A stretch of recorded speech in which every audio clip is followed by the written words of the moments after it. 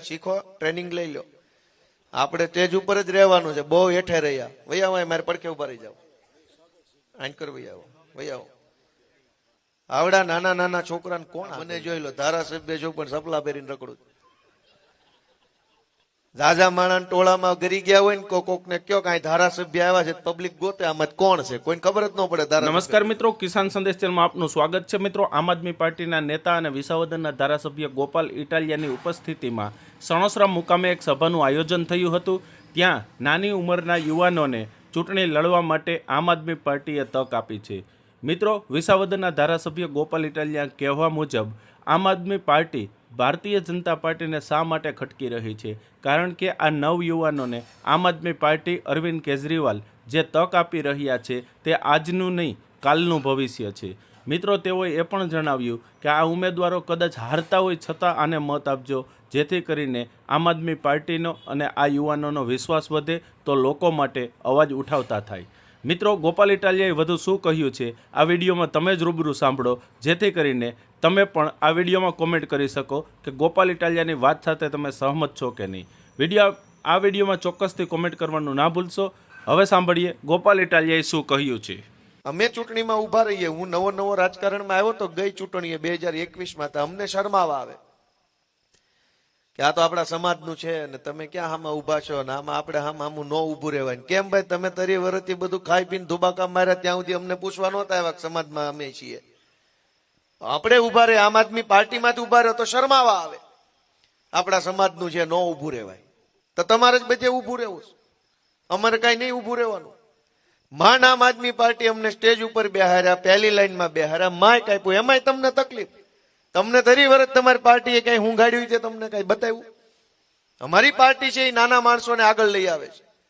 અમારી આમ આદમી પાર્ટી છે એ ગરીબ ઘરના છોકરાને, સામાન્ય ઘરના છોકરાને, ગામડાના વ્યક્તિને ઉપર લઈ આવવાનું કામ કરે છે. આજે બપોરે હું હતો સાવરકુંડલામાં, એક 22 વર્ષની દીકરી છે કોળી સમાજની, એ અમારી ઉમેદવાર બની છે. મેં સામે આલીને એમ કીધું કે લે માઇક ને તું બોલ. ઘડીક તો એનો હાથ ધ્રુજ્યા, ઘડીક તો ન બોલી શકી, ઘડીક સંકોચ થયો બોલવું હું, પણ બોલી 5 મિનિટ, પણ એટલું સરસ બોલી. રાજુભાઈ સોલંકી બેઠા હતા, એને એને હું પૂરી પાડી કે ભાઈ દીકરી બોલ તમ તાર, હું અહીં ઉભો છું. એને એમ કીધું આવી જાવ અહીં ઉપર ભાઈ. એને એમ કીધું કે જિંદગીમાં પહેલી વખત કે અવડા મોટા નેતાની પડખે ઉભું રહેવા મળ્યું, આ માઇક મળ્યું, આ બોલવા દે છે, તો હું મારા સમાજને વિનંતી કરું છું કે મને કઈક ટેકો આપો, તો મારે આગળ વધવું છે. આ ઉપર વહી આવો ભાઈઓ, ઉપર વહી આવો, ઉભા રહ્યો, તમ તારે ઉભા રહ્યો, શીખો, ટ્રેનિંગ લઈ લો.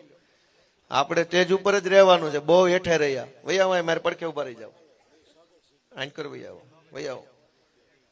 આવડા નાના નાના છોકરાને કોણ આગળ લાવે? બધી પાર્ટીના નેતાઓ પોતાના છોકરાને સેટ કરવામાં લાગ્યા છે. અમારી પાર્ટી તમારા છોકરાને આગળ લાવવામાં લાગી છે, નક્કી તમારે કરવાનું.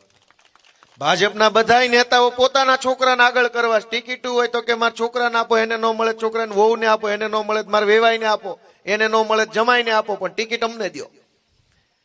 અને અમારી આમ આદમી પાર્ટી એ આવા નાના નાના છોકરાઓને અત્યારે શીખવાડે છે. હારી જાય કે જીતી જાય એ તો એના ભાગમાં છે, પણ સ્ટેજ ઉપર તો ચડતો થયો, માઇકમાં બોલતો થયો, ખબર પડવા માંડી, આટલું તો આવડવા માંડ્યું.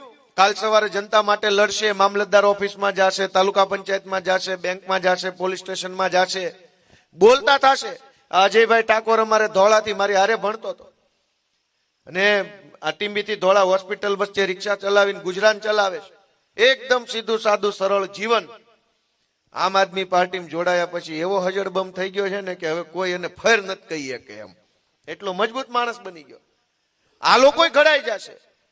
મને પોતાને યાદ છે, જયારે હું નવો નોકરીમાં ફોર્મ ભરતો હતો ત્યારે જૂની મામલતદાર ઓફિસ હતી, ત્યાં આપણે ડોમિસાઇલ સર્ટિફિકેટ કઢાવવા જવું પડે, અને પોલીસ સ્ટેશને ચારિત્ર્યનું સર્ટિફિકેટ કઢાવવું પડે. જૂનું પોલીસ સ્ટેશન, ઉભા રહ્યો તમતા શર્મામાં, પોલીસ સ્ટેશને ચારિત્ર્યનું સર્ટિફિકેટ કઢાવવું પડે. જૂનું પોલીસ સ્ટેશન હતું ઓલું નળિયા વાળું.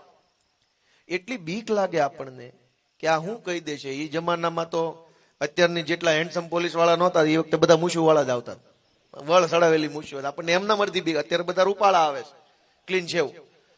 મારી ઉંમરના છે એટલે પહેલાના જૂના જમાનાના અંગ્રેજો કે જમાના કે જેલર એની જેવા હતા. એટલી બધી બીક લાગે આપણને. એમ થાય હું કહી દે સાહેબ મારે દાખલો કઢાવવાનો છે, એમ કે કાલ આવજે, એટલે આપણે સાહેબ મારે 30 તારીખે આપવાનો છે, દઈ દો ને સાહેબ તમારે, કીધું ને કાલ આવજે. આપણને એમ થાય કેમ કેવું, એટલી બધી બીક લાગે. પોલીસ સ્ટેશન નો જઈ શકીએ, મામલતદારમાં નો જઈ શકીએ, એનથી ઉપરનું તો વાત જ ન કરાય આખી જિંદગી સુધી, કેમ કે અહીંયા જ આપણું બોર્ડ પૂરું થઈ જતું હોય. ભલું થાય આમ આદમી પાર્ટીનું, ભલું થાય અરવિંદ કેજરીવાલનું, મારી જેવા સામાન્ય માણસને ધારાસભ્ય બનાવ્યો અને મામલતદારો પીએસઆઈ થી બીત હતો એને આખા ગૃહમંત્રીને હલ બોલાવી નાખે એવો બનાવ્યો. આખી સરકાર ધણ ધણાવી નાખીએ. આખા ગુજરાતમાં ભાજપમાં કોઈ માયનો લાલ નથી જે ગોપાલભાઈ ફેર કહીએ કે કોને બનાવ્યો આવો? અરવિંદ કેજરીવાલે ને આમ આદમી પાર્ટીએ. કાલ આ છોકરાએ બનશે, આ છોકરોય બનશે ને આ છોકરાએ બનશે. તમે બધાય મને કહો કે ભાઈ આ છોકરા આપણા નેતા બનવા જોઈએ કે ન બનવા જોઈએ, કે અત્યારે જે છે એના ઈ જ રહેવા જોઈએ? નવા છોકરા બનવા જોઈએ, આપણા છોકરા બનવા જોઈએ, પોતાના બનવા જોઈએ, તો પોતાના કામમાં આવશે. હું આજ જનતાના આશીર્વાદથી ચૂંટાયો છું, માટે જનતા માટે લડી શકું છું. ગુંડાઓએ મને જીતાડ્યો હોત તો હું જનતા માટે ન બોલી શકું, ખાલી ગુંડાને તકલીફ પડે તો જ બોલી શકું. આપણા છોકરા આગળ આવે, નવા છોકરા આગળ આવે, ભણેલા ગણેલા છોકરા આગળ આવે, એવું જો તમે ઈચ્છતા હોવ તો ભલે તમારા વિસ્તારમાં અમારો ઉમેદવાર હારી જાય એમ હોય ને તોય મત એને દેજો, જેથી કરીને એનો ઉત્સાહ આવતી ચૂંટણી સુધી જળવાયેલો રહે. ઝાઝા મત મળ્યા છે તો આવતી વખતે ઘટે છે એ પૂરા થઈ જાય. હાવ ખરાબ રીતે એને ઓછા મત ન મળવા જોઈએ. ઘણી સીટ એવી હોય કે આપણો માણસ હારતો હોય, પણ હાવ 10 મત મળે ને તો જિંદગી ભરી પાછો ન વળે, અને ખાલી 10 મતે હારે ને તો આવતી ચૂંટણી સુધી દોડ્યા કરે કે આવતી ચૂંટણીએ તો 10 વધુ મળી જાય. પણ નવા મિત્રો, નવા માણસો, નવા યુવાનો, નવા વ્યક્તિઓ રાજનીતિમાં આવતા રહે, ભણેલા છોકરા આવતા રહે, આગળ વધતા રહે, એના માટે થઈને આમ આદમી પાર્ટીનો દરવાજો ખુલ્લો રાખવાની જવાબદારી તમારા બધાની છે. તમે હાવણો દબાવતા રહેશો ત્યાં સુધી આ પાર્ટીની અંદર સારા સારા જુવાનિયા આવતા રહેશે, નેતૃત્વ કરતા રહેશે.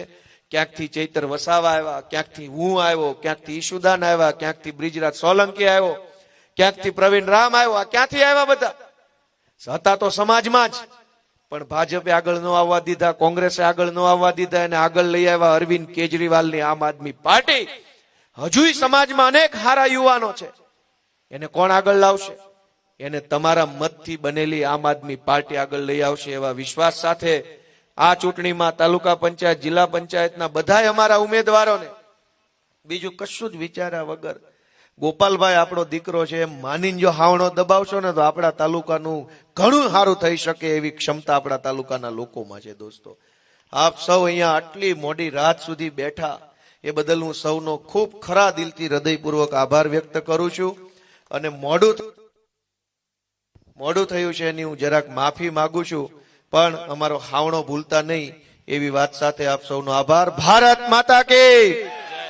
મિત્રો, ગોપાલ ઇટાલિયાનું આ ભાષણ તમે પૂરેપૂરું સાંભળ્યું તે બદલ તમારો ખૂબ ખૂબ આભાર.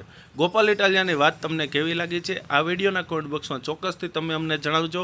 અને તમે જો આ વિડીયો કિસાન સંદેશ ચેનલનું જે ફેસબુકમાં પેજ છે ત્યાં તમે સાંભળતા હોય તો આ પેજને ફોલો કરવાનું ના ભૂલશો. સાથે આ ચેનલને સબસ્ક્રાઈબ કરી લો, બાજુનું બેલ આઇકન પણ પ્રેસ કરી લો, જેથી કરીને સૌથી પહેલાં વિડીયોના નોટિફિકેશન તમને મળતા રહે. હાલ આ વિડીયોમાં બસ એટલું જ. હવે મળશું કાલે એક નવા વિડીયો સાથે, નવી વાત સાથે. હાલ અમને રજા આપશો. ભારત માતા કી જય. જય જવાન, જય કિસાન.